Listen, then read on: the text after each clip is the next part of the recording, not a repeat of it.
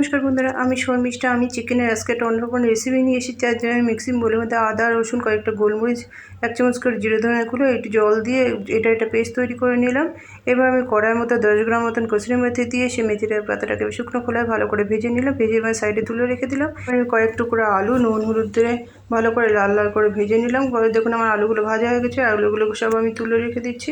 এবার আমি কড়াইয়ের মধ্যে 1 বাটি পরিমাণ পেঁয়াজ কুচিয়ে রেখেছিলাম। এই পেঁয়াজটা দিয়ে একটু হালকা ব্রাউন করে ভেজে নেবো।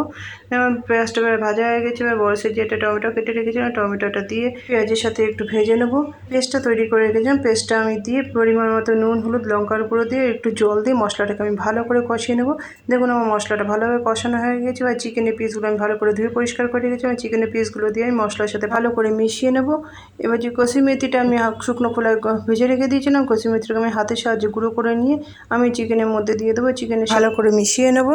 দেখুন আমার চিকেনের সাথে এটা ভালো করে মশানো হয়ে গেছে। আর আলু দিয়ে আমি ভালো করে চিকেনটা কষিয়ে নেবো। চিকেনটাও কষানো হয়ে গেছে। আমি কিছুটা গরম জল করে রেখেছিলাম। গরম জলটা দিয়ে চিকেনের সাথে মিশিয়ে দেবো। আমার চিকেনের ঝোলটা ভালোভাবে ফুটে গেছে। হাতের সাহায্যে কিছুটা কসুরি মেথি নিয়ে আমি চিকেনের সাথে মিশিয়ে দেবো। আর এই মেথি চিকেনের রেসিপিটা সম্পূর্ণ তৈরি হয়ে গিয়েছে। আপনারা একবার বানিয়ে খেয়ে দেখবেন, অসাধারণ লাগে। তো নমস্কার বন্ধুরা, আজকের মতন এখানেই রাখছি।